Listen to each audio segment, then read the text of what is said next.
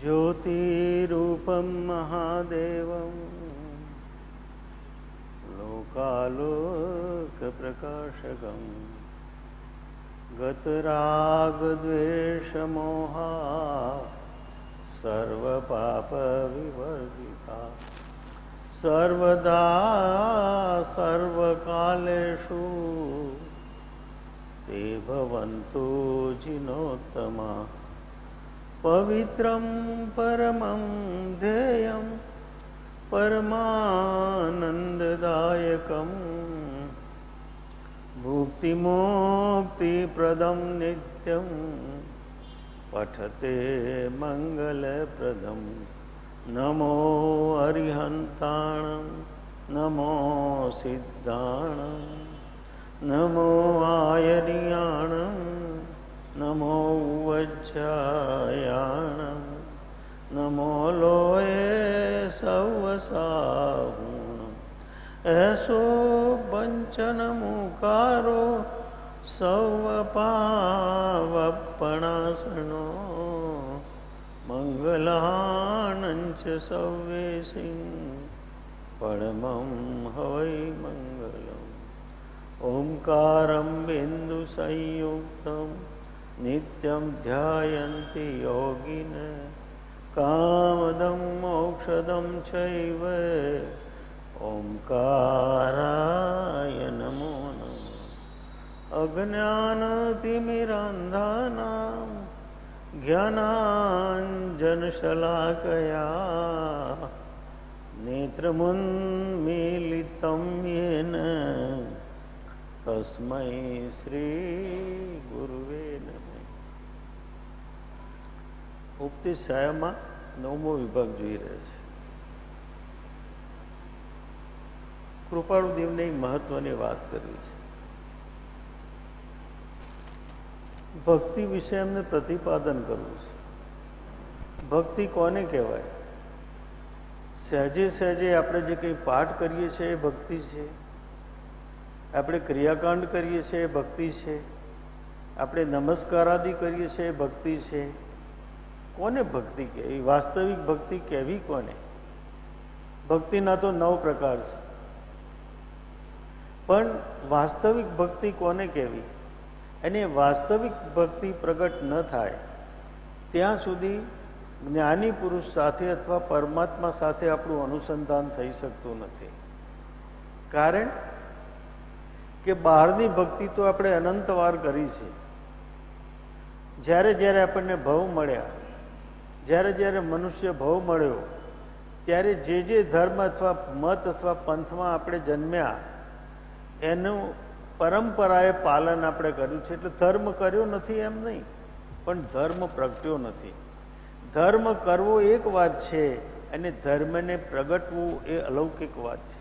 ધર્મ જ્યાં સુધી જીવનમાં પ્રગટ ન થાય ત્યાં સુધી વૃત્તિઓ, વિચારો, વાસનાઓ, ચિંતનો, અભિપ્રાયો, જ્ઞાન આ બધું ફરતું નથી, અને ફરે નહીં ત્યાં સુધી આંતરિક દશા આવતી નથી। એટલા માટે વર્ષો સુધી સાધના કરવા છતાં જીવનમાં કંઈ પ્રાપ્ત થતું નથી। આપણે ક્યારે પણ વિચાર કર્યો કે પાછળ કોઈ કારણ આવવું જોઈએ? વર્ષો સુધી સાધના કરવા છતાં જીવન રૂપાંતરિત થતું નથી, જીવનમાં બદલાવ આવતો નથી, એક પણ વૃત્તિ તૂટતી નથી, તો પછી આપણા જીવનમાં આપણે જે કંઈ કર્યું એનું પ્રયોજન શું છે? મહાપુરુષો તો એમ કહે છે કે પરમાત્માને એકવાર જોડાયા પછી, પરમાત્મા સાથે એકવાર જોડાયા પછી જીવનું રૂપાંતરણ થાય છે। આપણું કેમ રૂપાંતરણ થતું નથી? આપણે દોષ જોવા બેઠા નથી, પણ સમજવા બેઠા છીએ કે અંદરમાં એવું તે શું રહી જાય છે કે અંદરમાં જીવનમાં ભક્તિ પ્રગટ થતી નથી। બધી રસોઈ સારી હોય પણ એકમાત્ર મીઠું રહી જાય તો આખી રસોઈનું મૂળ બગાડે છે। એમાં ભક્તિ કરતાં કરતાં કંઈક એવું રહી જાય છે કે ભક્તિ પ્રગટ થતી નથી। ભક્તિ કરવી એ કૃત્ય છે અને કૃત્યની પાછળ કર્તા ઊભો છે, અને જ્યાં સુધી કર્તા ઊભો છે, કર્તાની પાછળ અહંકાર ઊભો છે, અને અહંકારની પાછળ આગ્રહ ઊભો છે, એ જ્યાં સુધી ઊભા છે ત્યાં સુધી ભક્તિ વાસ્તવિક સ્વરૂપમાં પ્રગટ થતી નથી। ભક્તિ કરાતી નથી, ભક્તિ થાય છે। મીરાને ભક્તિ થઈ, અખાને ભક્તિ થઈ, કબીરને ભક્તિ થઈ, આપણે ભક્તિ કરીએ છીએ। અને જ્યાં ભક્તિ કરાય છે ત્યાં કૃત્ય છે, અને કૃત્યની પાછળ કર્તારો ઊભો છે. જ્યાં સુધી કર્તા ઊભો છે ત્યાં સુધી અહંકારની ધારા અંદરમાં પ્રજ્વલિતપણે વયા કરે છે. તો અંદરમાં કૃપાળુદેવને વાત કરવી છે, કોને ભક્તિ કહીશું, ભક્તિ કેવી રીતે પ્રગટ થાય, ભક્તિ શા માટે પ્રગટ થતી નથી, એને અંદરમાં વર્ષો સુધી ભક્તિ કર્યા પછી જીવ કેમ રૂપાંતરિત થતો નથી, પોતાના જીવનમાં બદલાવ આવતો નથી, એક પણ વૃત્તિ ન બદલાય, એક પણ વ્યવહાર ન બદલાય, એક પણ આચરણ ન બદલાય, એક પણ અભિપ્રાય ન બદલાય, તો ભક્તિએ આપણા જીવનમાં આવીને કર્યું શું? ભક્તિએ આપણા જીવનને બદલ્યું નહીં, તો એ ભક્તિ કરવાનો અર્થ શું? અથવા ભક્તિએ આપણા જીવનમાં શું રૂપાંતર કર્યું? આપણા જીવનને કંઈ બદલ્યું ખરા? આપણા જીવનની કોઈ પણ અવસ્થા પ્રાપ્ત થઈ ખરા? એનો વિચાર આપણા જીવનમાં કરવો પડશે. એટલા માટે આધ્યાત્મ એ ચિંતનનો માર્ગ છે. પછી ભક્તિ યોગ હોય, નિષ્કામ કર્મયોગ હોય કે જ્ઞાન યોગ હોય, ગમે તે પ્રકારના યોગ હોય, પણ મૂળ વસ્તુ એ છે કે આપણું જીવન રૂપાંતરિત કેટલું થાય છે એ મહત્વનું છે. આપણું જીવન કેટલું બદલાય છે, અંદરમાં વૃત્તિઓનું કેટલું ટ્રાન્સફોર્મેશન થાય છે એ મહત્વનું છે. જ્યાં સુધી વૃત્તિઓનું ટ્રાન્સફોર્મેશન થતું નથી ત્યાં સુધી જીવ સમ્યક દર્શનને સન્મુખ થઈ શકતો નથી. ત્યાં સુધી જીવ સમ્યક દર્શનને સન્મુખ થઈ શકતો નથી. સમ્યક દર્શન આખી ભાવાત્મક પ્રક્રિયા છે. એ ભાવ સૃષ્ટિની પ્રક્રિયા છે, એ ક્રિયાની પ્રક્રિયા નથી, એ હોવાની પ્રક્રિયા છે, બિઈંગની પ્રક્રિયા છે, ભાવની પ્રક્રિયા છે. અને ભાવની ધારામાં જ્યાં સુધી એનું અનુસંધાન ન થાય ત્યાં સુધી સમ્યક દર્શનને સન્મુખ થઈ શકતા નથી. તો એ વાત કૃપાળુદેવને કરવી છે. કૃપાળુદેવને એ કહેવું છે કે શું કરવાથી ભક્તિ પરિણામ પામે, એને કેવી રીતે જીવવાથી પરિણામ ભક્તિ પામે, એ વાત કરવી છે. આપણે જોવું પડશે કે આપણે ભક્તિ કરીએ છીએ, પણ આપણા વિચારમાં, આપણા ચિંતનમાં, આપણા બોધમાં, આપણા જ્ઞાનમાં, આપણા વિચારમાં, આપણી ભાવનામાં ભક્તિ છે ખરા? કે ભક્તિ માત્ર બાહ્ય કરવા રૂપ છે? અંદરનો વિચાર આપણા જીવનમાં કરવો પડશે.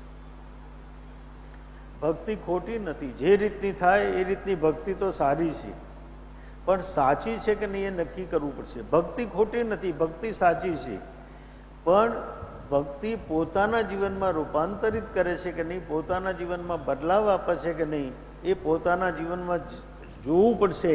અને એ જોવા માટે પોતાની અંતરયાત્રામાં ઉતરવું પડશે. જ્યાં સુધી આપણે અંતરયાત્રામાં નહીં ઉતરીએ, અંતરનું અન્વેષણ નહીં કરીએ, ત્યાં સુધી વાસ્તવિક અવસ્થા પોતાના જીવનમાં પ્રાપ્ત થતી નથી. એટલા માટે કૃપાળે દેવે કહ્યું કે પ્રભુ પ્રભુ લય લાગી નહીં, પડ્યો ન સદગુરુ પાય, દીઠા નહીં નિજ દોષ તો તરીએ કોણ ઉપાય. પ્રભુ પ્રભુ લય લાગી નહીં. અહીં લય શબ્દ એમને બહુ મહત્વનો મૂક્યો છે. લય લાગવી એનો અર્થ એ છે મનમાં, વાણીમાં, વિચારમાં, અભિપ્રાયમાં અને બોધમાં જેની ભક્તિ કરીએ છીએ એના સાથે તદ્રુપ થયા કે નહીં એનું ચિંતન કરવું પડશે, એનો વિચાર કરવો પડશે. મનના એક ભાગમાં ભક્તિ થાય અને બીજા ભાગમાં જેમ કરતા હોય એમ કરે જઈએ તો એનો અર્થ એ થયો કે અંદરમાં શુદ્ધિકરણનું કામ થઈ રહ્યું નથી. મનના મોટે ભાગે આપણા જીવનમાં એવું થાય છે કે ચિત્તના એક ભાગમાં ભક્તિ કરીએ છીએ અને બાકીનો ભાગ ખાલી રહી જાય છે, જે આપણે સંસારને અર્પણ કરીએ છીએ, ભક્તિને અર્પણ કરતા નથી. આપણે જ્યાં છીએ ત્યાં ટોટલ એન્ડ કમ્પ્લીટ નથી, જ્યાં છીએ ત્યાં પૂરેપૂરા નથી, જ્યાં છીએ ત્યાં અધૂરા છીએ. અને અધૂરાશના કારણે ભક્તિ સાથે અનુસંધાન થતું નથી. એ અનુસંધાન થવા માટે પહેલું જે પરિબળ છે એ જેને માનીએ છીએ, જેને ઈચ્છીએ છીએ, જેની ભક્તિ કરીએ છીએ એની સાથે આપણે પૂરેપૂરા તન્મય થયા છીએ ખરા? સર્વતો ભાવથી આપણે સમર્પિત થયા છીએ ખરા? સર્વાર્પણ આપણા જીવનમાં કર્યું છે ખરા? આપણે પદાર્થો આપીએ છીએ, પરમાત્માને પદાર્થો અર્પણ કરીએ છીએ, પણ પોતાની જાતને અર્પણ કરતા નથી. પદાર્થો અર્પણ કરીએ છીએ પણ પોતાની જાતને અર્પણ કરતા નથી. ભક્તિનો અર્થ એટલો જ છે કે પોતાની જાતને પરમાત્માને અર્પણ કરવી. ગીતામાં ભગવાન કૃષ્ણ અને અર્જુનનો સંવાદ છે. 700 શ્લોકો છે અને 700 શ્લોકો સાંભળ્યા પછી પણ અર્જુન સમજ્યો નથી. અર્જુનને સમ્યક પ્રકારે સમજ આવી નથી અને નથી આવી એટલે અંતે ભગવાનને પોતાનું દિવ્ય સ્વરૂપ બતાવવું પડ્યું અને દિવ્ય સ્વરૂપના દર્શન કર્યા પછી અર્જુનને બોધ થયો. ત્યાં સુધી અર્જુનને બોધ થયો નથી. ત્યાં સુધી તર્ક છે, વિચાર છે, વાદ છે, પરંપરા છે, ચિંતન છે, અભિપ્રાય છે, પણ ભક્તિ નથી.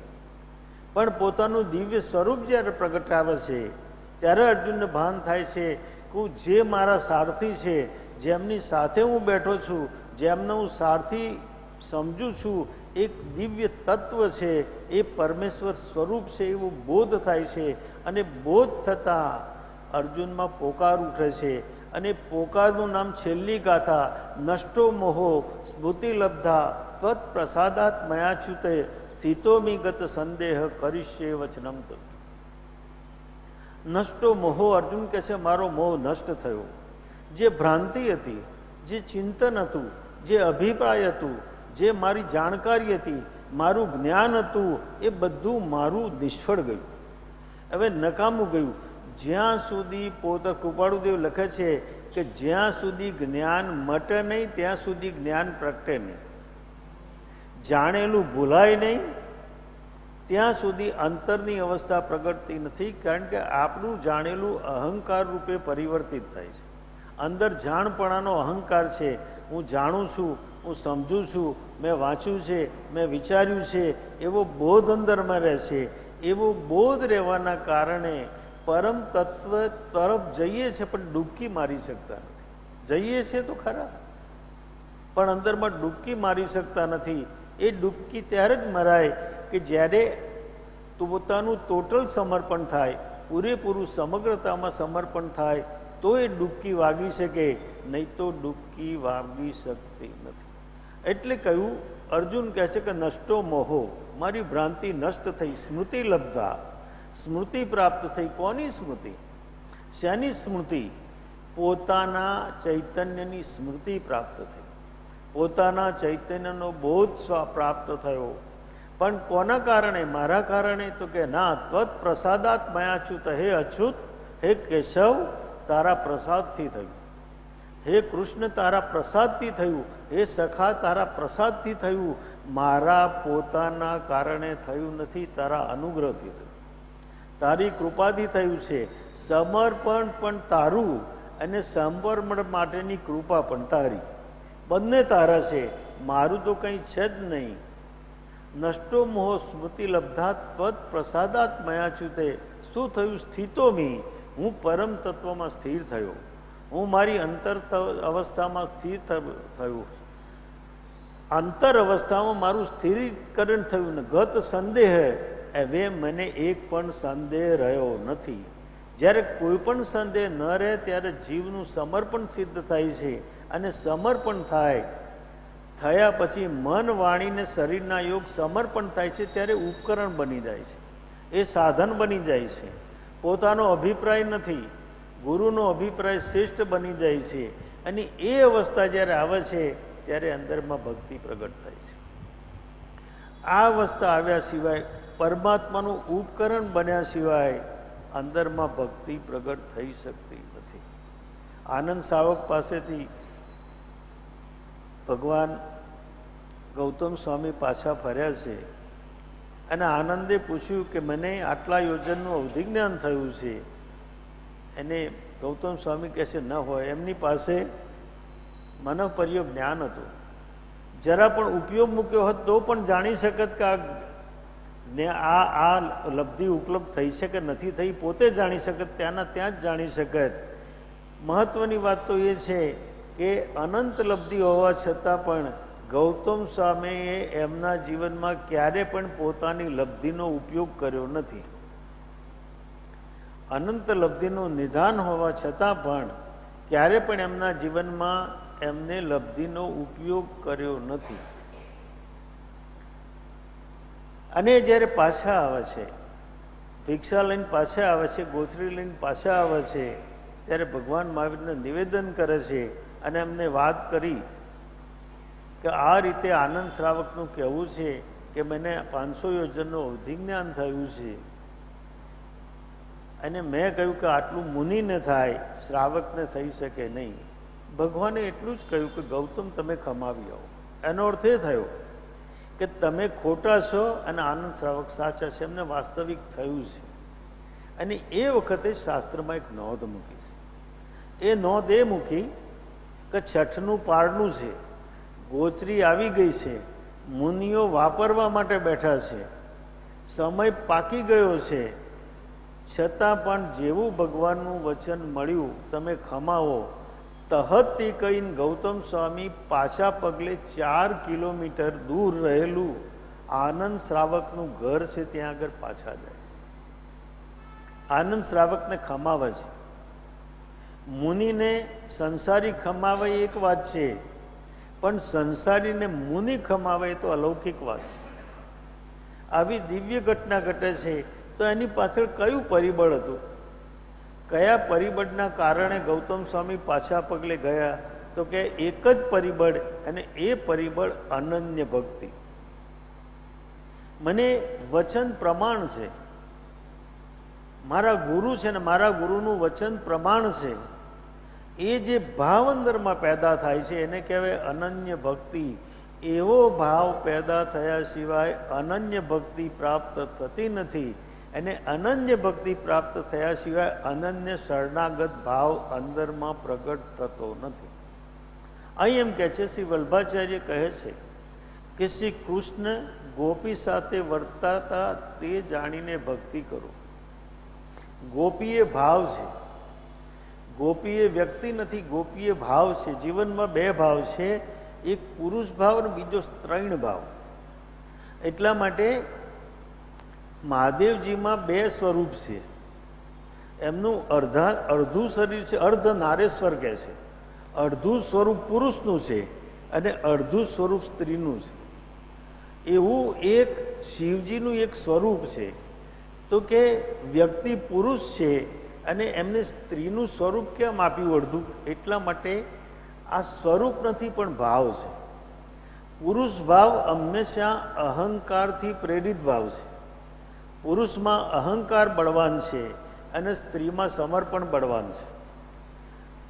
પરમાત્માએ એવી વ્યવસ્થા આપી છે કે પુરુષને અહંકાર વિશેષ આપ્યો છે, કારણ કે એને જગત સાથે લડવાનું છે, જગતમાં ટકવાનું છે, આજીવિકા ઉત્પન્ન કરવાની છે.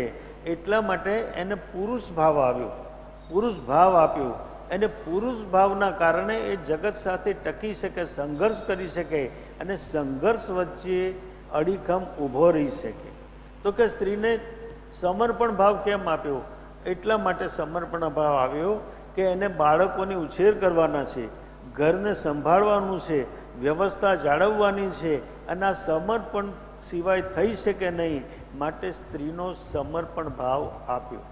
તો એમ કહે છે કે જીવનમાં પરમ તત્વની પ્રાપ્તિ માટે પુરુષ જેવો પુરુષાર્થ જોઈશે અને સ્ત્રી જેવું સમર્પણ જોઈશે, તો એ પરમ તત્વને પ્રાપ્ત કરી શકે, એ સમ્યક દર્શનને પ્રાપ્ત કરી શકે. ત્યાં સુધી સમ્યક દર્શનને પ્રાપ્ત કરી શકતા નથી. નાનકડો પણ અહંકાર કેટલો નડે છે. બાહુબળીજીને કેટલો અહંકાર હતો, બહુ સૂક્ષ્મ અહંકાર, બહુ પાતળો અહંકાર. એ પણ શુભ હતો, અશુભ નહોતો. શુભ ભાવનો અહંકાર હતો. એને કેવળ જ્ઞાનને 1 વર્ષ સુધી રોકી રાખ્યો. જો આટલો અહંકાર કેવળ જ્ઞાનને 1 વર્ષ સુધી રોકી રાખતો હોય તો આપણે તો અહંકારનું પૂતળું છીએ. આપણામાં તો ભારોભાર રગે રગમાં અહંકાર છે. તો આપણે કેવી રીતે પરમાત્માનું સમર્પણ કરી શકીશું? કેવી રીતે આપણામાં ગોપી ભાવ આવી શકશે? એટલા માટે કહ્યું કે શ્રી કૃષ્ણ ગોપી સાથે વર્તતા હતા તે જાણીને ભક્તિ કરો. ભક્તિ કરવી એટલે અહંકારનો લય થવો, ભક્તિ કરવી એટલે અહંકારનું ઓગળી જવું, ભક્તિ કરવી એટલે અહંકારનું વિલીન થવું. જ્યાં સુધી અહંકાર વિલીન નહીં થાય ત્યાં સુધી અસ્તિત્વનો બોધ થઈ શકતો નથી. અસ્તિત્વના બોધ માટે અહંકારને ઓગાળવો પડશે. અને બધાય કષાયો ભેગા મળીને એક રસાયણ તૈયાર કરે છે, ને રસાયણનું નામ અહંકાર. માણસને સૌથી વધારે નડતો હોય તો પોતાનો અહંકાર નડે છે. એટલે કહ્યું કે નારી તજણો સહેલ હૈ સજ પિયા કો ને, માન બડાઈ ઈર્ષા એ તજણો મુશ્કેલ. કૃપાળુદેવ કહે છે, માન ન હોત તો મોક્ષ અહીં જ હોત. માન ન હોત તો મોક્ષ અહીં જ હોત. તો અહંકારનું એટલું પ્રાબલ્ય છે, અને રગે રગમાં, આપણી રગે રગમાં અહંકાર વ્યાપેલો છે. એ અહંકાર જ્યાં સુધી તૂટે નહીં ત્યાં સુધી પરમ તત્વ સાથે અનુસંધાન થઈ શકતું નથી, અને ગુરુ તત્વ સાથે પણ અનુસંધાન થઈ શકતું નથી. માનવાથી કામ થઈ શકતું નથી, માણવાથી કામ થાય. આપણે માનીએ છીએ કે માણવું એટલે શ્રદ્ધા હોવી, અને માનવું એટલે માત્ર સ્વીકાર કરવો. માત્ર આપણે સ્વીકાર કર્યો છે કે આપણા રગે રગમાં એની શ્રદ્ધા પડી છે, એનો વિચાર આપણે આપણા જીવનમાં કરવો પડશે. એનો વિચાર આપણે આપણા જીવનમાં પ્રગટાવવો પડશે. એટલે કહે છે કે વલ્લભાચાર્યજી કહે છે કે શ્રી કૃષ્ણ ગોપી સાથે વર્તતા હતા તે જાણીને ભક્તિ કરી. ગોપીને ઉદ્ધવજી, ભગવાન કૃષ્ણને ઉદ્ધવજી વારે ઘડીએ કમ્પ્લેન કરતા હતા, ફરિયાદ કરતા હતા કે આ ગોપીઓ કંઈ ધ્યાન નથી કરતી, કંઈ યોગ નથી કરતી, આખો દાડો કૃષ્ણ કૃષ્ણ કર્યા કરે છે, એમને કંઈ સમજ પડતી નથી, કશું કરતી નથી. એટલે એક વખત એમને કુશળતાપૂર્વક ગોપીઓને પ્રતિબોધ કરવા માટે ઉદ્ધવજીને મોકલે છે. એટલે ગોપીઓ એમની બધી વાતો તો સાંભળે છે, બધી વાતો સાંભળે છે, અને બધી વાતો, જેટલી વાતો કરવી હતી એમની બધી સાંભળી લીધી. અને પછી ગોપીઓએ એક વચન કહ્યું, અને બહુ મહત્વનું વચન છે. એમને એમ કહ્યું, ઓધા મન ન ભયો 10-20.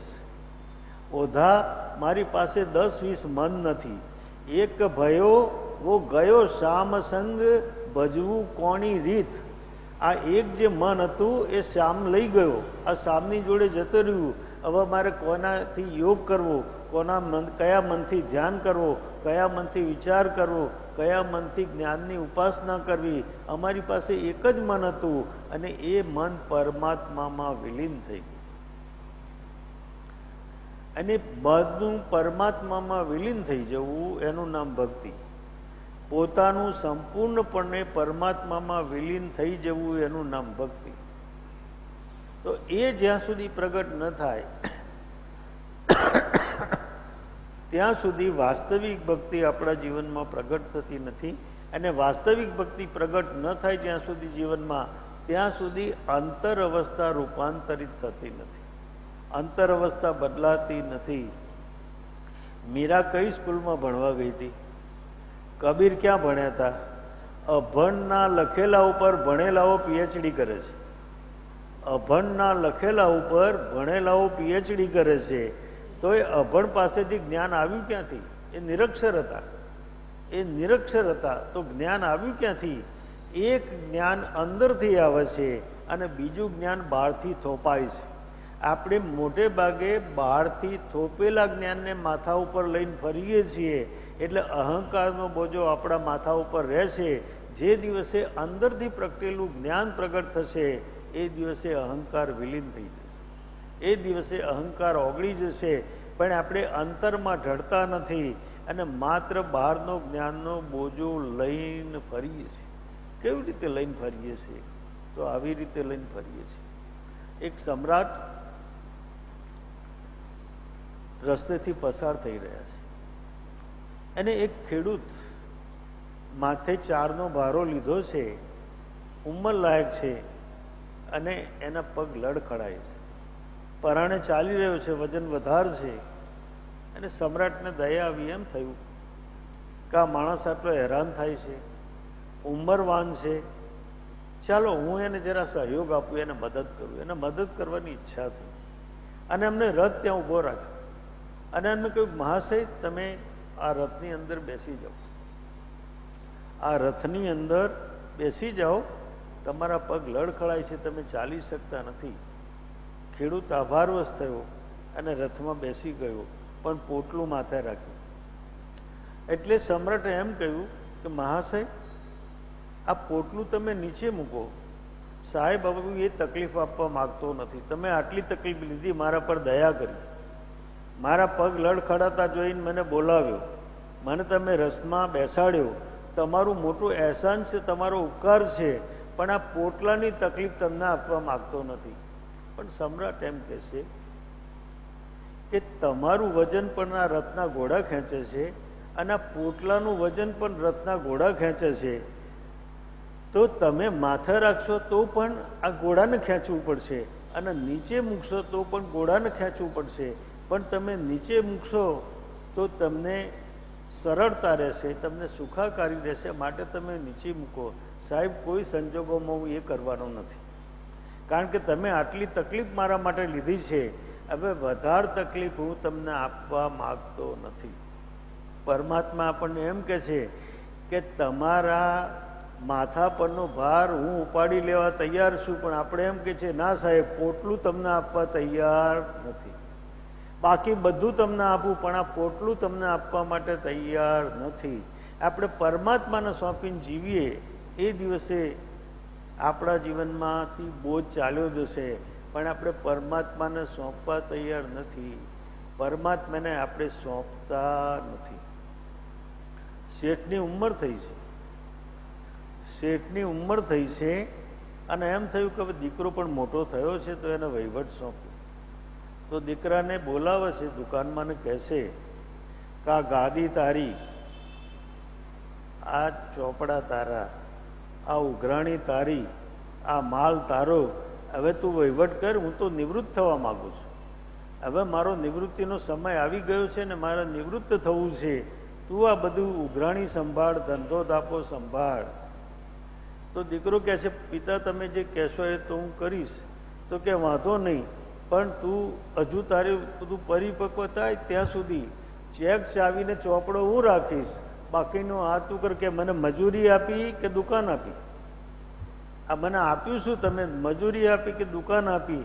એમ આપણે પરમાત્માને સોંપીએ છીએ ખરા, પણ અગત્યની વસ્તુઓ પોતાની પાસે રાખીએ છીએ અને બાકીનું પરમાત્માને સોંપીએ છીએ. પરમાત્મા સાથે મેળ પડશે કેવી રીતે કહો? અને પાછા લટકામાં એમ કહીએ છીએ કે અમે ભક્તિ કરીએ છીએ, અમે ભગવાનની સેવા કરીએ છીએ, અમે ભક્તિ કરીએ છીએ, તો ભગવાન આપણો સ્વીકાર કરશે ખરા? વલ્લભાચાર્યજી કહે છે કે ગોપી સાથે શ્રી કૃષ્ણ વર્તતા હતા તે જાણીને ભક્તિ કરો. એ જાણીને જો ભક્તિ થાય તો અંદરમાં વાસ્તવિક ભક્તિ પ્રગટ થાય, વાસ્તવિક સમર્પણ પ્રગટ થાય, નહીં તો વાસ્તવિક સમર્પણ અંદરમાં પ્રગટ થતું નથી. કૃપાળુ દેવે પણ કહ્યું, શું પ્રભુ ચરણ કને ધરું, આત્માથી સૌ હીન, તે તો પ્રભુએ આપ્યો વર્તુ ચરણાધીન. આપણે બધું સોંપીએ છીએ પણ આપણો આત્મા સોંપતા નથી. પરમાત્માને કહીએ છીએ બધું તું સંભાળ, મારું ઘર સંભાળ, મારી દુકાન સંભાળ, મારી વ્યવસ્થા સંભાળ, મારું શરીર સંભાળ, મારું બેંક બેલેન્સ સંભાળ, પણ આત્મા નહીં મારો, એને તું અડીશ નહીં. અને જ્યાં સુધી પરમાત્મા આત્માને સ્પર્શ ન કરે ત્યાં સુધી આત્મા રૂપાંતરિત થતો નથી, ત્યાં સુધી પોતાના જીવનમાં બદલાવ આવતો નથી. અને જ્યાં સુધી પોતાનું જીવન બદલાશે નહીં ત્યાં સુધી જીવનમાં ટ્રાન્સફોર્મેશન નહીં થાય, એક પણ વૃત્તિ જીવનમાંથી ઘટશે નહીં. ઘણી વખત તો વધુ ધર્મ કરતા હોય ને એ જોખમી બની જાય છે. Handle with care, handle with care. કારણ કે ક્યારે ભૂરાટા થાય નક્કી નહીં, ક્યારે એમનામાં ક્રોધ વ્યાપી જાય નક્કી નહીં.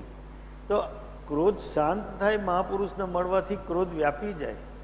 જો ક્રોધ વ્યાપી જતો હોય તો એનો અર્થ એ થયો કે ભક્તિનું અજીર્ણ થયું છે, પણ ભક્તિ પ્રગટ થઈ નથી. વાસ્તવિક ભક્તિ પ્રગટાવવી હોય તો અંદરમાં સમર્પણની ઘટના ઘટવી જોઈએ. ત્યાં સુધી વાસ્તવિક ભક્તિ આપણા જીવનમાં પ્રગટ થતી નથી. યોગી જાણીને તો આખું જગત ભક્તિ કરે છે. હવે મહત્વની વાત એ કરવી છે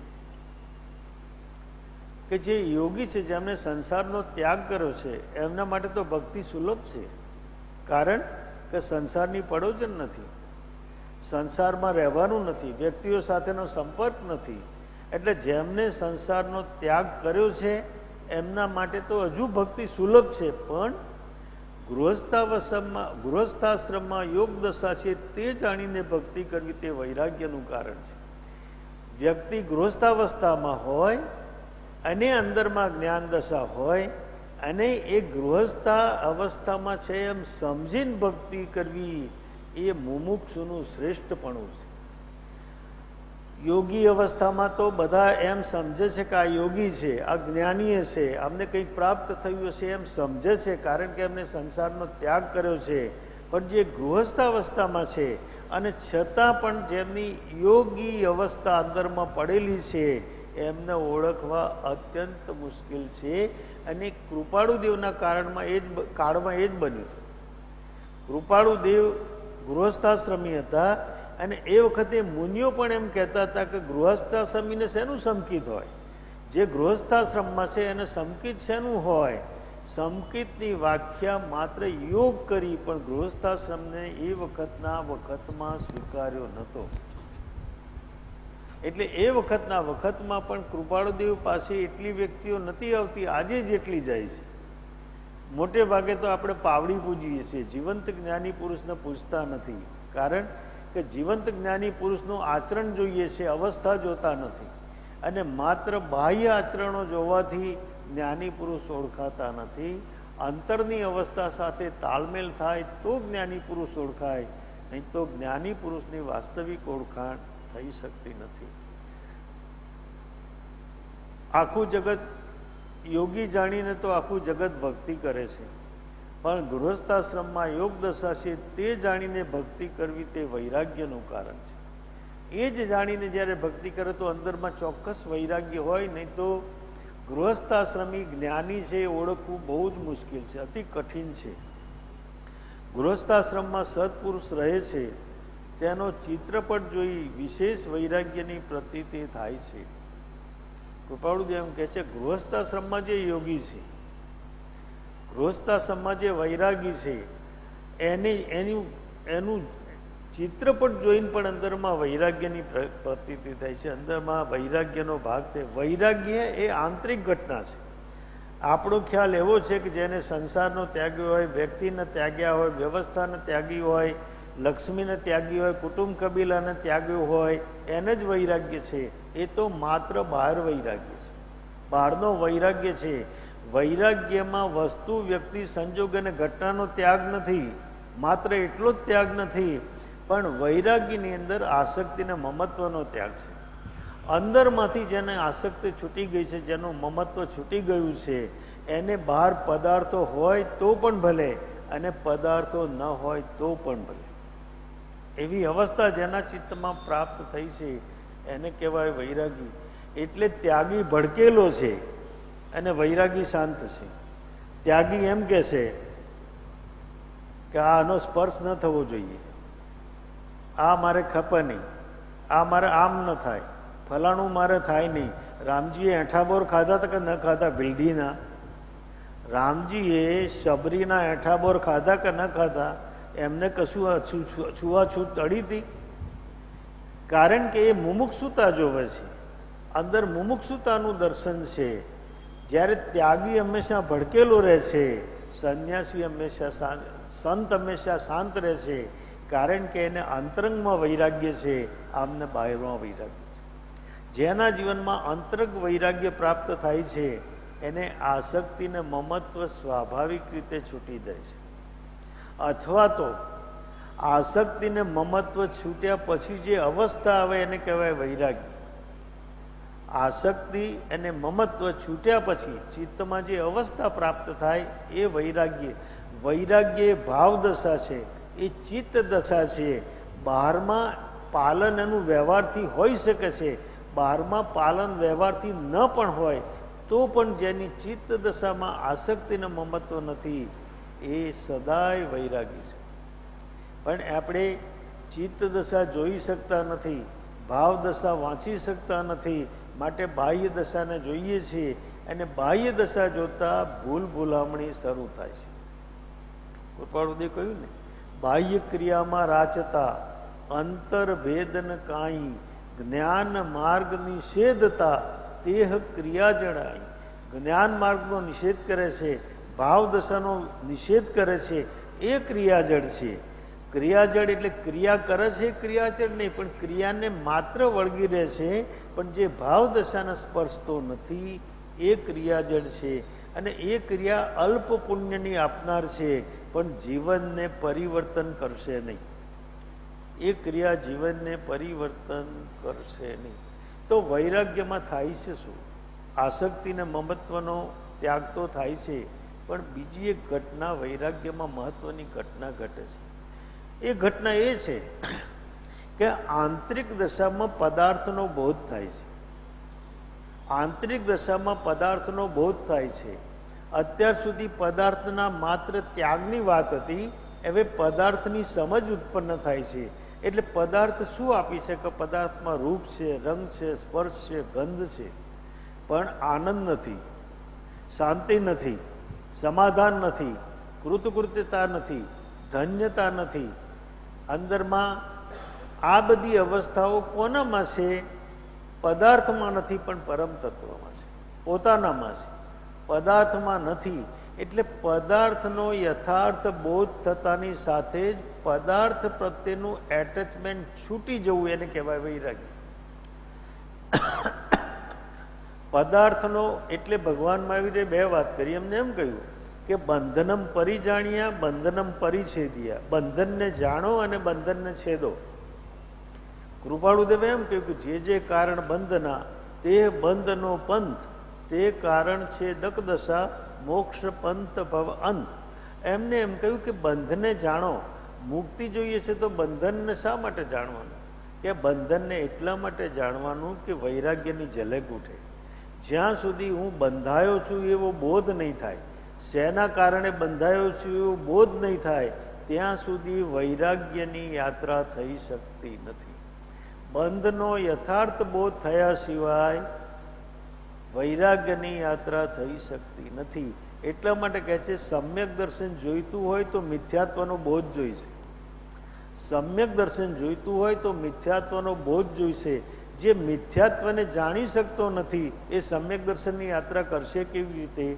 જે ઘઉંમાં રહેલા કાંકરાને ઓળખી શકતો નથી એ ચોખ્ખા ઘઉં મેળવશે કેવી રીતે?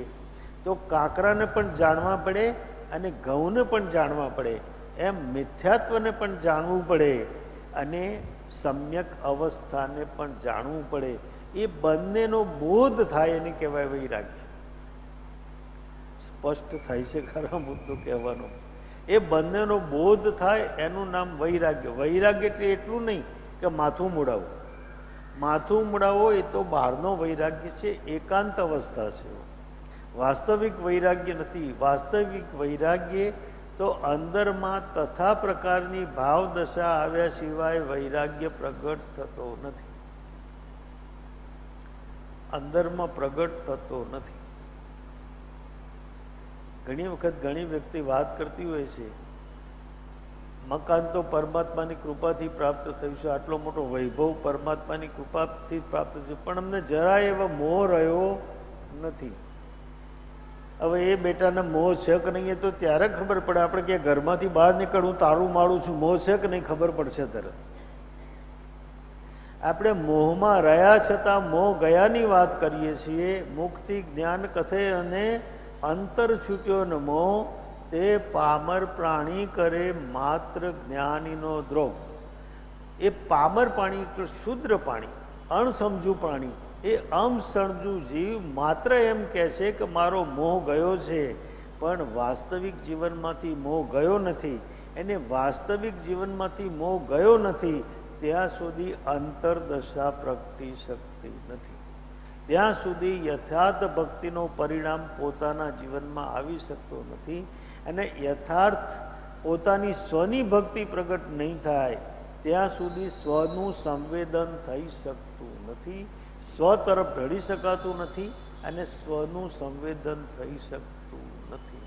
તો યથાર્થ સ્વરૂપમાં તત્વોને જાણવા પડશે, યથાર્થ સ્વરૂપમાં તત્વોને સમજવા પડશે. માત્ર આત્મસિદ્ધિ વાંચી જઈએ એનાથી કલ્યાણ ન થાય, પણ આત્મસિદ્ધિ આત્મસાત કરીએ તો કલ્યાણ થાય. આત્મસિદ્ધિ આત્મસાત કરવી એનો અર્થ એ થયો કે આત્મસિદ્ધિમાં જે તત્વો કયા છે એ તત્વો પોતાના જીવનમાં ઉતરવાના શકતા જેટલે અંશે ઉતરે એટલે અંશે જ્ઞાન સમ્યક થાય, જેટલે અંશે જ્ઞાન સમ્યક થાય એટલે અંશે બોધ સમ્યક થાય, જેટલે અંશે બોધ સમ્યક થાય એટલે અંશે વૈરાગ્ય સમ્યક થાય, જેટલે અંશે વૈરાગ્ય સમ્યક થાય એટલે અંશે અંદરમાં સંવેદન થાય. સમ્યક દર્શન થતાં પહેલાં ઘણી ઘટનાઓ ઘટે છે. સમ્યક દર્શન થતાં પહેલાં અપુનર્બંધક દશા આવે. અપુનર્બંધક દશા પહેલાં માર્ગાનુસારીપણું આવે. માર્ગાનુસારી પણ આવતા પહેલાં ચરમાવ્રત કાળ આવે. અને ચરમાવ્રત કાળ આવે ત્યારે જીવ આધ્યાત્મને સન્મુખ થાય ત્યાં સુધી આધ્યાત્મને સન્મુખ થઈ શકતો નથી. ત્યાં સુધી એ ધર્મ કરે છે, ઓગ સંજ્ઞાએ ધર્મ કરે છે, જ્ઞાન સંજ્ઞાએ ધર્મ કરતો નથી. ત્યાં સુધી એ તત્વો અંદરમાં ઉજાગર થતા નથી. તો એ તત્વો પોતાના જીવનમાં ઉજાગર થવા જોઈએ. આપણે આપણું એસેસમેન્ટ તો કરવું પડશે.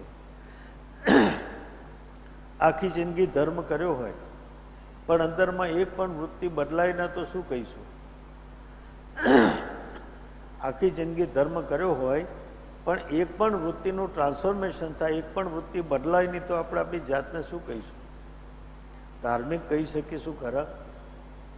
આપણી જાતને વિચારવાનું છે, આપણે નક્કી કરવાનું. કારણ કે કલ્યાણ આપણે આપણું કરવાનું અને આપણા હાથે જ આપણું કલ્યાણ થશે. કલ્યાણ આપણું આપણા હાથે જ થશે. કોઈ આપણું કલ્યાણ કરી શકે નહીં. પણ આપણે કલ્યાણ થતું હોય ત્યારે સત્પુરુષ અને સત્શાસ્ત્ર વચ્ચે આવીને ઊભા રહેશે.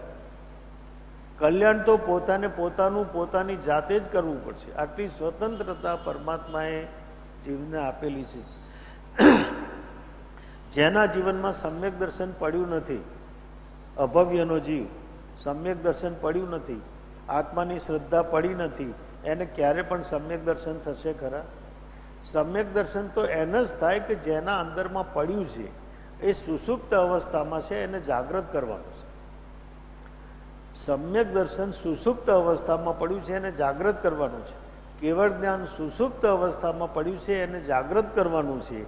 તો પુરુષાર્થ શું કરવાનો છે? પોતાની જાતને જગાડવાની છે, પોતાની જાતને સમર્પિત કરવાની છે, પોતાની જાતને જ્ઞાનીના ચરણે મૂકવાની છે, અથવા જે પ્રાપ્ત પુરુષ છે એના ચરણે પોતાની જાતને મૂકવાની છે. પણ આપણે આપણી જાત સિવાય બાકી બધું મૂકીએ છીએ. પદાર્થ મૂકીએ, વસ્તુ મૂકીએ, બધું મૂકીએ છીએ, પણ પોતાની જાતને સમર્પિત કરતા નથી. અને જ્યાં સુધી પોતાની જાત સમર્પિત ન થાય ત્યાં સુધી જ્ઞાની એનું શુદ્ધિકરણનું કામ કરી શકતા નથી. જ્ઞાની મળ્યા હોય તો પણ જો સમર્પિત ન થયા તો જ્ઞાની શુદ્ધિકરણનું કામ કરી શકતા નથી. તે જાણીને ભક્તિ કરવી એ વૈરાગ્યનું કારણ છે. ગૃહસ્થાશ્રમમાં સત્પુરુષ રહે છે તેનો ચિત્રપટ જોઈ વિશેષ વૈરાગ્યની પ્રતીતિ થાય છે. યોગ દશાનો ચિત્રપટ જોઈ આખા જગતને વૈરાગ્યની પ્રતીતિ થાય. એટલે યોગીનો ચિત્રપટ જોઈ આખા જગતને વૈરાગ્યની પ્રતીતિ થાય. પણ ગૃહસ્થાશ્રમમાં રહેતા છતાં ત્યાગ વૈરાગ્ય યોગ દશા જેવા રહે છે એ કેવી અદ્ભુત દશા છે. ગૃહસ્થાશ્રમમાં રહીને પણ ધર્મ કરવો એ તલવારની ધાર ઉપર ચાલવા જેવું છે. પણ આપણે કરીએ છીએ ધર્મ નહીં, આત્મધર્મ. યોગ દશાને સાધવી ગૃહસ્થાશ્રમમાં રહીને એ મુનિ અવસ્થા કરતાં કઠિન છે. કારણ કે મુનિને તો સંસારની પડોજન નથી. કમાવાનો ખાવા પીવાનો પ્રોબ્લેમ નથી, પણ સંસારીને તો એ બધા પ્રોબ્લેમ વચ્ચે રહીને સાધના કરવાની છે. એટલે એવા જે ગૃહસ્થાશ્રમમાં પરમ વૈરાગી પુરુષ રહ્યા છે એ પરમ આશ્ચર્યજનક એમની દશા છે. એમની પરમ આશ્ચર્યજનક આંતરિક દશા છે. તે અદ્ભુત વૈરાગ્ય જોઈ મુમુક્ષુને વૈરાગ્યને ભક્તિ થવાનું નિમિત્ત બને. તો એવા ગૃહસ્થાશ્રમમાં રહેલા ત્યાગી મહાત્મા એમનો વૈરાગ્ય અદ્ભુત વૈરાગ્ય જોઈને અંદરમાં ભક્તિ થવાનું નિમિત્ત થાય છે. અંદર ભક્તિ થાય છે એટલે નિષ્કારણ પ્રેમ, જે પ્રેમમાં અપેક્ષા નથી, આકાંક્ષા નથી, ગણતરી નથી, આયોજન નથી, પ્રયોજન નથી, કોઈ હેતુ નથી, એવી હેતુ વગરનો પ્રેમ, નિષ્કારણ પ્રેમ એને કહેવાય ભક્તિ. જે ભક્તિની પાછળ આકાંક્ષા છે, અપેક્ષા છે, ગણતરી છે, માગણી છે, જોઈતું કંઈક જોઈએ છે, એ વાસ્તવિક અંદરમાં ભક્તિ નથી, પણ એ અપેક્ષાથી ભરેલું ચિત્ત છે. અને ચિત્ત જ્યાં સુધી અપેક્ષાથી ભરેલું છે ત્યાં સુધી વાસ્તવિક ભક્તિ પ્રગટ થઈ શકતી નથી. વાસ્તવિક ભક્તિ પ્રગટ થઈ શકતી નથી. તો એ અદ્ભુત વૈરાગ્ય જોઈએ, મુમુક્ષુને વૈરાગ્યને ભક્તિ થવાનું નિમિત્ત બને છે. આવો એમનો વૈરાગ્ય જ બોધપ્રદ બની જાય છે. આવો વૈરાગ્ય જ બોધદાયક બની જાય છે. અને વૈરાગ્ય બોધદાયક બનવાના કારણે એમના પ્રત્યે બહુમાન થાય છે. બહુમાન થવાના કારણે સમર્પણ થાય છે. અને સમર્પણ થાય છે એટલે ભક્તિ એમના જીવનમાં આપોઆપ પ્રગટ થાય છે. ત્યાં ભક્તિ કરાતી નથી, પણ ભક્તિ પ્રગટ થાય છે. જેમ કે આપણને જેમના માટે બહુમાન છે, જેમના માટે પ્રેમ છે, એમને જોતા જ માથું નમી જાય. એ માથાનું નમી જવું એ ભક્તિ કરાતી નથી, ભક્તિ થાય છે. ભક્તિ સ્વાભાવિકપણે થવી એ અવસ્થા છે. અંતરમાં સમર્પણ હોય, અંતરમાં પ્રેમ હોય, અને માથું ઝૂકી ગાય એ સાચા નમસ્કાર છે. પણ માથું ઝુકાવીએ એ ભક્તિ નથી. માથું ઝુકાવીએ વ્યવહાર છે. આપણે વ્યવહારથી માથું ઝુકાવીએ છીએ, ભક્તિથી માથું ઝુકાવતા નથી. બંને અવસ્થામાં પાયાનું અંતર છે. બંને અવસ્થામાં એટલે એમ કહે છે ભક્ત સદાય ઝૂકેલો છે. ભક્ત સદાય ઝૂકેલો છે. અને જે ભક્ત નથી એ ક્યારેક ક્યારેક ઝૂકે છે. એ આખો દિવસ માથું ઝૂકેલું રાખે તો પણ એ ક્યારેક ક્યારેક ઝૂકેલો છે. પણ ભક્ત તો 24 કલાક ઝૂકેલો છે. કારણ કે એનામાં એક તો અહંકારનો લય છે, અને પરમ પુરુષ પ્રત્યે સમર્પણ છે. એના કારણે પ્રેમ છે, અને પ્રેમના કારણે અંદર એ સદાય ઝૂકેલો છે. એવી અવસ્થા એના જીવનમાં પ્રાપ્ત થાય છે. તો એ અદ્ભુત વૈરાગ્ય જોઈ મુમુક્ષુને વૈરાગ્યને ભક્તિ થવાનું નિમિત્ત બને છે. એમને જોતા ગૃહસ્થાશ્રમમાં રહેલા જ્ઞાની પુરુષને જોતા આપોઆપ ભક્તિ પ્રગટ થશે. એમ થશે કે આટલો મોટો ધંધો ધાપો. જનક વિદય રાજસભા પૂરી થાય પછી ધર્મસભા શરૂ થાય. રાજસભાનું કામકાજ પતાવી દે પછી ધર્મસભાનું કામકાજ શરૂ થાય. અને એ વખતે આધ્યાત્મ સિવાય બીજું ચિંતન ન હોય. તો જ્યારે રાજસભામાં બેસતા હશે, બિરાજતા હશે, અને જ્યારે રાજ્યનો વહીવટ કરતા હશે ત્યારે એમનો ઉપયોગ ક્યાં હશે? પ્રશ્ન સમજાયો કે ન સમજાયો? જ્યારે રાજસભા પછી એમની ધર્મસભા શરૂ થાય. ધર્મસભામાં તત્વ ચર્ચા સિવાય બીજું કંઈ કરતા નહોતા, સંતો જ બિરાજતા. તો એ જ્યારે રાજ્યસભામાં રહીને વહીવટ કરતા હશે ત્યારે શું વહીવટ કરતા હશે? રાજ્યસભામાં રહીને વહીવટ કરતા હશે ત્યારે ઉપયોગ ક્યાં હશે? એમનો ઉપયોગ અંતર્મુખી હોય છે. ઉપયોગ અંતર્મુખી રાખીને પણ બહારનું કામ થઈ શકે, બહારનો વહીવટ થઈ શકે. ઉપયોગ પરમ તત્વ સાથે જોડેલો રાખીને પણ બહારનો વહીવટ, જેમને ચક્રવર્તીની રિદ્ધિ સિદ્ધિ પ્રાપ્ત થઈ છે અને ક્ષાયિક સંકેતે મહાત્મા છે, એ ચક્રવર્તીપણું કેવી રીતે નિભાવતા હશે? કારણ કે પુણ્ય ઉપાર્જન કર્યું છે, ભોગવવું તો પડશે જ. કેવી રીતે નિભાવતા હશે? એ રીતે નિભાવે છે કે નિરંતર અંતરમાં રહીને નિભાવે છે. અને છતાં પણ જાગૃતિ એટલી કે ભરત ચક્રવર્તીએ તો 2 માણસો રાખ્યા હતા.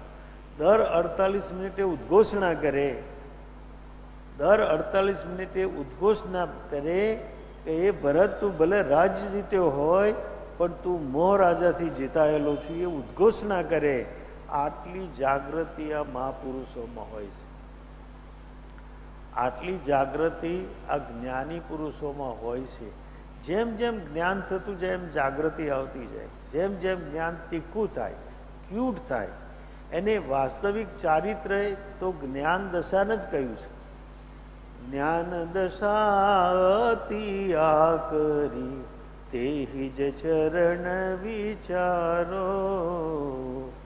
જ્ઞાન દશા જેમ જેમ આકરી થતી જાય, ક્યુટ થતી જાય, એ ચરણ એટલે ચારિત્ર છે. જ્ઞાન ચારિત્ર એટલે સ્વરૂપમાં ઠરવું. જેમ જેમ સ્વરૂપમાં સ્થિરતા થતી જાય એમ ચારિત્રના અંશો અંદરમાં પ્રગટ થતા જાય છે. કે ક્યારે સ્વરૂપમાં ઠરતા જાય? જ્ઞાન દશા જેમ આકરી ક્યુટ થાય, તીવ્ર થાય, એમ અંતરનું પરિણામ થાય, ઉપયોગ અંતર પરિણામી થાય. જેમ જેમ ઉપયોગ અંતર પરિણામી થાય એમ આચરણ પોતાના ચૈતન્યમાં ઠરતું જાય. એ અવસ્થા પોતાના જીવનમાં પ્રાપ્ત થાય. તો અંદરમાં આવા સંસારમાં રહેતા, ગૃહસ્થાશ્રમમાં રહેતા વૈરાગ્યવાન જીવ એ ભક્તિનું કારણ બને છે. એ ભક્તિનું કારણ બને છે, ભક્તિનું નિમિત્ત બને છે. લૌકિક દ્રષ્ટિમાં વૈરાગ્યને ભક્તિ નથી. છેવટે અમને વાત કરી, જે લૌકિક દ્રષ્ટિમાં આપણે વૈરાગ્ય લઈએ છીએ અને લૌકિક દ્રષ્ટિથી ભક્તિ કરીએ છીએ એ નથી, એટલે પરિણામજનક નથી. એ પુણ્ય બનતો કરશે, શુભમાં તો રાખશે, પણ શુદ્ધમાં નહીં લઈ જાય. એ પરિણામ પેદા નહીં કરે, આંતરિક અવસ્થા નહીં આપે, સ્વસંવેદનની પ્રક્રિયા નહીં ઘટે, સમ્યક દર્શનનો બોધ નહીં થાય. એ ત્યારે જ થશે કે જ્યાં સુધી અંતર પરિણામ તથારૂપ નહીં થાય ત્યાં સુધી સ્વસંવેદનનો બોધ થઈ શકતો નથી. એટલે પોતાની આંતરિક અવસ્થાને તીવ્રપણે જાગૃત રાખવી પડશે. એટલે કૃપાળુદેવ કહે છે પુરુષાર્થ કરવાનું અને સત્ય રીતે વર્તવાનું ધ્યાનમાં જ આવતું નથી. પુરુષાર્થ કરવાનું અને સત્ય રીતે વર્તવાનું ધ્યાનમાં જ આવતું નથી. પુરુષાર્થ કરવો એટલે શું કરવું? આધ્યાત્મનો પુરુષાર્થ કરવો એટલે શું કરવું?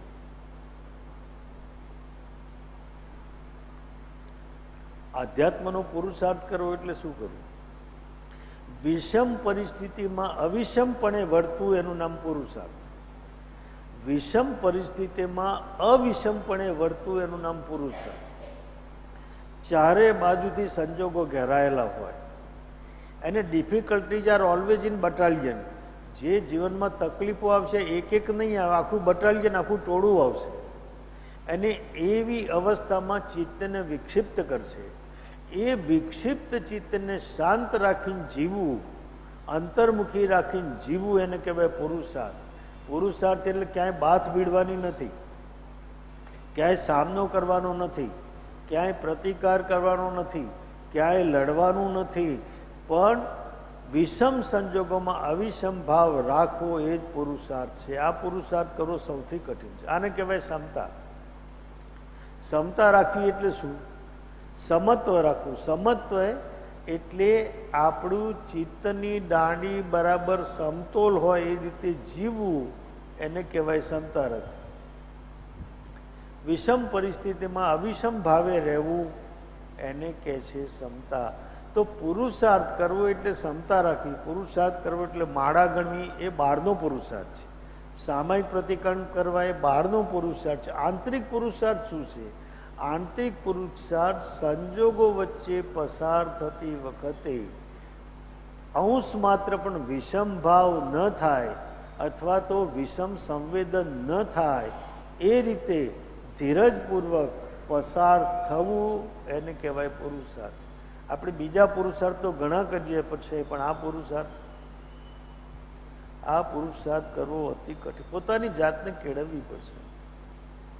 કારણ કે પોતાની મરજીની વિરુદ્ધ કંઈ પણ થશે, પોતાની મરજીની વિરુદ્ધ કંઈ પણ થશે તો કસાયો અંદર સક્રિય થઈ જશે તરત જ. આપણે જોયું છે આપણને કસાય ક્યારે આવે છે, આપણને ક્રોધ ક્યારે આવે છે. આપણે ક્યારે પણ ઓબ્ઝર્વેશન કર્યું ક્રોધ કેવી રીતે આવે છે અને ક્રોધ ક્યારે આવે છે એનું ઓબ્ઝર્વેશન કર્યું ખરા?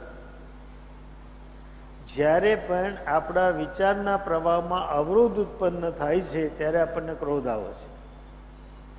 આપણા વિચારના પ્રવાહમાં અવરોધ ઉત્પન્ન થાય ત્યારે ક્રોધ આવે છે. દીકરો આપણું કયું માને તો સારું અને આપણું કયું ન માને તો દીકરાને પોતાનું અસ્તિત્વ ખરું કરે કે આપણો આશ્રિત છે. કોઈ પણ જીવ આપણો આશ્રિત છે કોઈ પણ જીવ આપણો આશ્રિત નથી. દીકરો આપણા ત્યાં જન્મ્યો એ તો સંયોગનો અવસર છે, પણ આપણો નથી. એ બોધ જ્યારે પ્રાપ્ત થાય ત્યારે આપણે દરેકના વિચારો સ્વીકારતા થઈએ, દરેકના વિચારો સમજતા થઈએ, તો અંદરમાં શાંતિ પ્રાપ્ત થાય. એમને એમ શાંતિ પ્રાપ્ત થઈ શકતી નથી.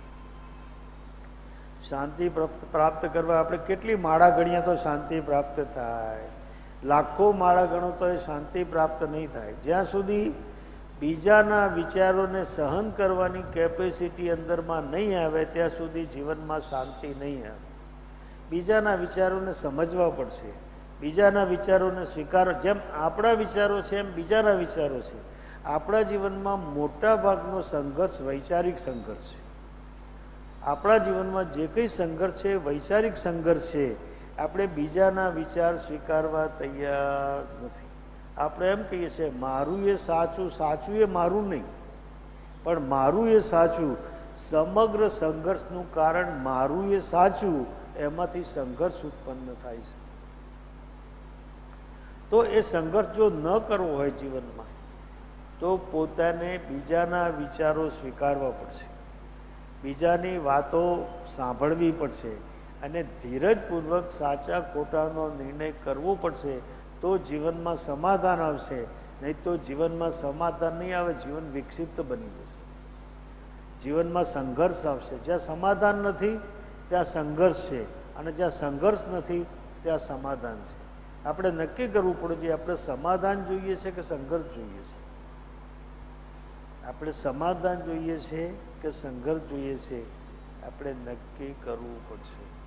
આપણે હંમેશા આપણા અસ્તિત્વનો વિચાર કરીએ છીએ, પણ બીજાના અસ્તિત્વનો સ્વીકાર કરતા નથી. સમ્યક દર્શનનો બીજો અર્થ એ છે કે બીજાના સમગ્ર અસ્તિત્વનો પોતે સ્વીકાર કરવો એ સમ્યક દર્શનની ઘટના છે. બીજાના અસ્તિત્વનો સંપૂર્ણપણે સ્વીકાર કરવો એ પણ એ સમ્યક દર્શનની જ ઘટના છે. આપણે બીજાનું અસ્તિત્વ સ્વીકારવા તૈયાર નથી, માત્ર પોતાના અસ્તિત્વ જ સ્વીકારીએ છીએ, બીજાનું અસ્તિત્વ સ્વીકારતા નથી. તો જેને આંતરિક અવસ્થા પ્રાપ્ત કરવી છે એને બીજાના અસ્તિત્વનો સ્વીકાર કરવો પડશે. બીજાના જીવનો સ્વીકાર પોતાને કરવો પડશે. પુરુષાર્થ એ કરવાનો છે.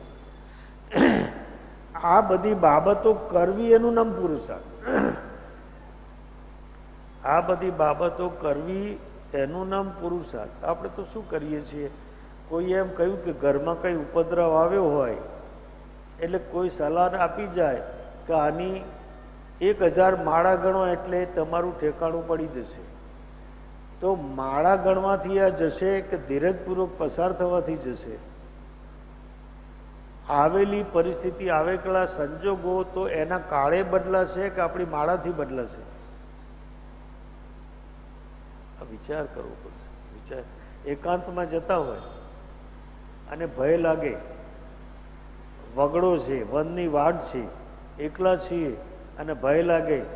ભય લાગે એટલે કોઈ એમ કે તમે નવકાર મંત્ર ગણો અથવા તો તમે હનુમાન ચાલીસા કરો, જે કંઈ કરતા હોય એ શરૂ કરો તો ભય જતો રહેશે કે તમે માઇન્ડનું ડાયવર્ઝન કર્યું? આપણે માઇન્ડનું ડાયવર્ઝન કરીએ છીએ, ભયનું નિરાકરણ વેદન કર્યું નથી. અને ભયનું વેદન નથી કર્યું એટલે ભય પાછો આવવાનો છે. ફરીથી જ્યારે ઘટના ઘટશે ત્યારે ભય પાછો આવશે. વણ વેદાયેલું જે પ્રારબ્ધ છે એ પાછું અંદરમાં જતું રહેશે. જે વૃત્તિ ભોગવાઈ નથી, જે વૃત્તિનું વેદન થયું નથી, એ વૃત્તિ પાછી અંદરમાં ચાલી જાય છે. અધકચરી ભોગવાયેલી વૃત્તિ, એ વૃત્તિ ફરીથી સક્રિય થશે, ફરીથી પાછી એક્ટિવ થશે. આપણે હંમેશા આપણા ચિત્તનું ડાયવર્ઝન કરીએ છીએ, સોલ્યુશન કરતા નથી. સોલ્યુશન કરવું એટલે જ્યારે જે પરિસ્થિતિ હોય એનું વેદન કરવું, એમાં જાગ્રતપણે હાજર રહીને અવિષમ ભાવે એ પરિસ્થિતિમાંથી પસાર થવું, એને કહેવાય વેદન કર્યું. અને વેદન કર્યા પછી એ પ્રકૃતિનું નિર્જરા થઈ જાય, એ પ્રકૃતિ ચાલી જાય. પણ આપણે વેદન કરતા નથી, ડાયવર્ઝન કરીએ છીએ. એટલે અધકચરી ભોગવાયેલી વૃત્તિ પાછી અંદરમાં ચાલી જાય છે અને પાછું એકાંત થાય એટલે પાછી એ વૃત્તિ અંદરમાં પ્રગટ થાય છે. આપણો અનંતકાળનો સંસાર ચાલ્યો કેવી રીતે? કોઈ પણ કર્મ અનંતકાળનું નથી.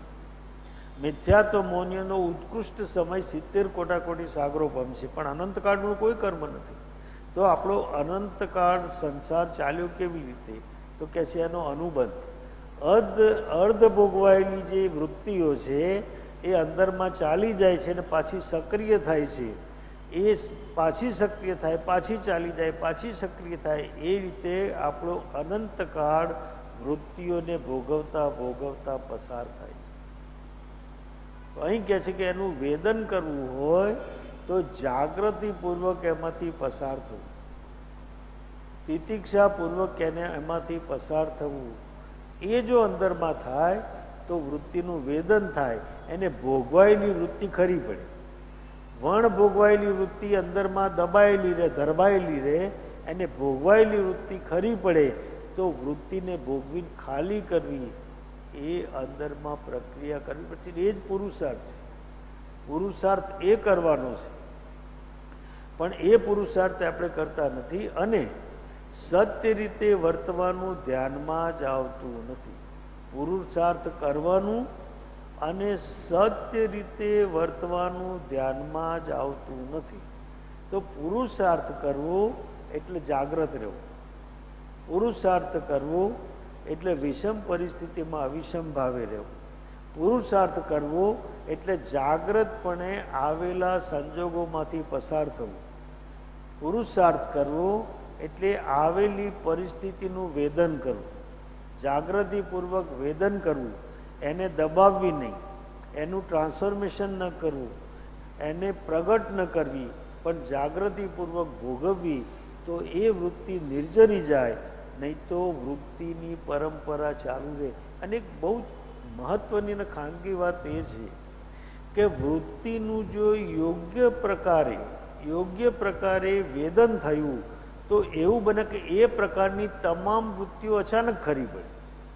આ એક મોટી સંભાવના છે કે એ પ્રકારની તમામ વૃત્તિઓ અચાનક ખરી પડે, કારણ કે વૃત્તિના મૂળમાં ચૈતન્ય છે. વૃત્તિ કોના આધારે ટકી છે? અંદરમાં ચેતના ના હોય તો વૃત્તિ હોય ખરા? વૃત્તિ ચેતનાના આધારે ટકી છે. તો વૃત્તિને જોતા જોતા એના આધાર ન જોવો, અહીં આપત્તિના અવસરમાં પલટવા જેવું. વૃત્તિને જોતા જોતા એને જો આધાર જોવાની ટેકનિક આવડી જાય તો પોતે અંદરમાં પોતાના ચૈતન્ય તરફ ઘડી જાય અને વૃત્તિ આપોઆપ ખરી પડે. અને એવું બને કે જો આ ઘટના એકવાર બને તો એ પ્રકારની અસંખ્ય વૃત્તિઓ એક સાથે ખરી પડે. આવી ઘટના ઘટી શકે, પણ એની જોવાની પ્રક્રિયા અતિ કઠિન છે. અતિ જાગ્રત અવસ્થા જોઈશે. એ જાગ્રત અવસ્થામાં જો આ થાય તો અંદરમાં પ્રાપ્તિ થયા વગર રહે નહીં તો પ્રાપ્તિ જીવનમાં થતી નથી. એટલે પુરુષાર્થ કરવાનું અને સત્ય રીતે વર્તવાનું, એટલે જે સાચું છે, જેમ છે તેમ એ રીતે વર્તવાનું. એને કોઈ પણ જાતનું રૂપાંતરણ કર્યા વગર, ટ્રાન્સફર કર્યા વગર, બદલ્યા વગર, દબાવ્યા વગર, જેમ છે એમ વૃત્તિને સત્ય રીતે ભોગવવી, સાચી રીતે ભોગવવી, એને કહેવાય વેદન. એ વેદન થાય તો વૃત્તિ ખરી પડે, નહીં તો વૃત્તિ ખરી પડતી નથી. અને પાછું અંદર વૃત્તિ રહી જાય છે. એટલે કહ્યું, મુક્તિ તણાભિલાષી તપિયા જ્ઞાન ને ધ્યાન અભ્યાસે, વૈરીડું કહીએ હવું ચિંતે, નાખે અવળે પાસે હો કુંતુજીને માનડું કી મહીન બાજે. જેમ જેમ જતન કરીને રાખું તેમ તેમ અળગું ભાજે હો કુંતુજીને માનડું કી મહીન બાજે. મુક્તિના અભિલાષી જ્ઞાન અને ધ્યાનના અભ્યાસે તો ઘણું તપ્યા, ઘણો અભ્યાસ કર્યો, ઘણી યાત્રા કરી, ઘણી કોશિશ કરી, પણ મનનો એક વિકલ્પ આખી બાજીને ઊંધી વાળે છે. મનનું એક ચિંતન આખી બાજીને ઊંધી વાળે છે. એનો અર્થ એ થયો કે મનનું નિરાકરણ, મનનું સમાધાન પોતે કર્યું નથી. આ મનનું સમાધાન કરવું એ પણ પુરુષાર્થ છે. વૃત્તિઓનું પણ સમાધાન કરવું પડશે. વૃત્તિઓ સાથે લડવાથી કામ નહીં થાય. આપણે અનંતકાળમાં વૃત્તિઓ સાથે લડ્યા કર્યું છે, પણ વૃત્તિઓનું સમાધાન કર્યું નથી, વૃત્તિઓને શાંત કરી નથી. એ વૃત્તિ શાંત ન થાય ત્યાં સુધી પોતાના જીવનમાં શાંતિ બહાલ થતી નથી, પોતાના જીવનમાં શાંતિ પ્રાપ્ત થતી નથી. તો પોતાની વૃત્તિઓને સમ્યક સમજથી શાંત કરવી પડે. એ પુરુષાર્થ કરવાનો છે. પુરુષાર્થ કરવાનું અને સત્ય રીતે વર્તવાનું ધ્યાનમાં જ આવતું નથી.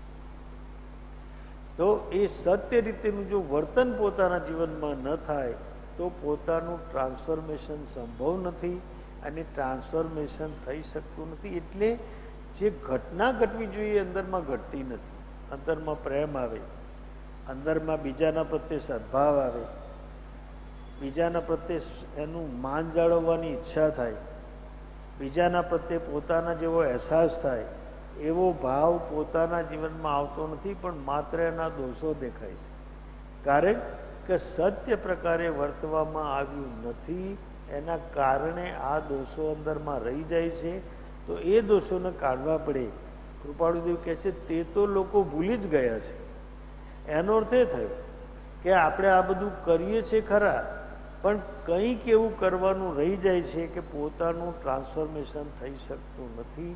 એ જ્યાં સુધી એ કરવાનું ન થાય ત્યાં સુધી પોતાનું ટ્રાન્સફોર્મેશન થઈ શકતું નથી.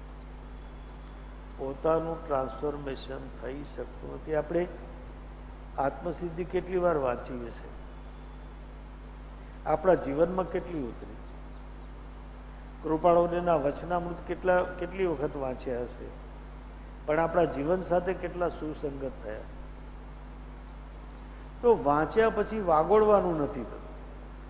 શ્રવણ, મનન, નિધિધ્યાસન, ચિંતન અને અનુપ્રેક્ષા એ થતું નથી. અને શ્રવણ એટલે હૃદયથી વાંચવું, શ્રવણ એટલે હૃદયથી સાંભળવું. એ શ્રવણની ઘટના જ્યાં સુધી ન ઘટે ત્યાં સુધી વાસ્તવિક જીવન રૂપાંતરિત થઈ શકતું નથી. કારણ કે શ્રવણમાં જ્ઞાની પુરુષના શબ્દો આત્મસાત થાય છે અને આત્મસાત થવાના કારણે હૃદયનું પરિવર્તન કરે છે. પણ જો યથાર્થ સ્વરૂપમાં શ્રવણ ન થાય તો આગળની કથા, ચિંતન, મનન, નિધિધ્યાસનની ઘટના ઘટતી નથી. એટલે અનુપ્રેક્ષાનો ભાવ અંદરમાં આવી શકતો નથી. જે જીવને અંદરમાં પ્રાપ્તિ કરવી છે એને મહાપુરુષના વચનોને યથાર્થપણે સમજવા. એમને માનવાથી કામ નહીં થાય. માનવું એ વ્યવહારિક શ્રદ્ધા, વ્યવહારિક ભાવ છે. શ્રદ્ધા એ આંતરિક ભાવ છે. શ્રદ્ધા ગુણની શુદ્ધ પર્યાય એ તો સમ્યક દર્શન છે. આપણે જે કહીએ છીએ કે મને શ્રદ્ધા છે, માન્યતા છે, અને માન્યતા આપણો વિચાર ફર્યા વગર રહેશે નહીં. માન્યતા ફરી શકે, શ્રદ્ધા ફરી શકતી નથી. એટલા માટે કહે છે શ્રદ્ધા ભરી જે સત્યથી તે તો કદી ફરતી નથી. શ્રદ્ધા વિહોણી જિંદગી તે તો કદી ફળતી નથી. શ્રદ્ધા વિહોણી જિંદગી ક્યારે પણ ફળરૂપ થતી નથી, પરિણામજનક નથી. અને જે શ્રદ્ધા પ્રગટ થાય છે ક્યારે પણ ફળતી નથી, એ નિરંતર રહ્યા કરે છે. એવી અંદર અવસ્થા પ્રગટ થાય તો પરમ તત્વ સાથે અનુસંધાન થાય, નહીં તો પરમ તત્વ સાથે અનુસંધાન થઈ શકતું નથી. તો આ પુરુષાર્થ આપણે આપણા જીવનમાં કરવો પડશે. માત્ર વાંચવાથી જ્ઞાનનો બોધ નહીં થાય, પ્રયોગ કરવો પડશે. આપણા જીવનમાં આપણે પ્રયોગ કેટલો કરીએ છીએ, માત્ર સાંભળીએ છીએ અને સાંભળતા સાંભળતા સાંભળવાની ટેવ પડી જાય છે. એટલે 10 જણને સાંભળ્યા પછી કમ્પેરિઝન કરીએ, કોણ સારું બોલ્યું, કોણ ખોટું બોલ્યું, કોને કેવું કહ્યું ને કોને કેમ કહ્યું. આપણે નિરંતર કમ્પેરિઝનમાં જીવીએ છીએ, પણ એ તત્વોને પોતાના જીવનમાં આત્મસાત કરતા નથી. શાસ્ત્રોને વાંચવાથી પંડિત બની શકાય, પણ શાસ્ત્રોને જીવવાથી જ્ઞાની બની શકાય. શાસ્ત્રને જીવવું એક વાત છે અને શાસ્ત્રને વાંચવું એ બીજી વાત છે. શાસ્ત્રો વાંચવા એ શુભ પ્રવૃત્તિ છે, પણ અંતર કલ્યાણનું કારણ નહીં થાય. શાસ્ત્રોને જીવવાથી અંતર કલ્યાણનું કામ થશે અને શાસ્ત્રો જો જીવનમાં ઉતરશે તો પોતાની શાસ્ત્રમાં જે કંઈ છે અવસ્થા પોતાના જીવનમાં પ્રાપ્ત થશે. એ પ્રયોગ એ પુરુષાર્થ થાય તો જીવન સફળ થાય, નહીં તો જીવન સફળ થઈ શકતું નથી. આટલી વાત આજે સૌને પ્રણામ.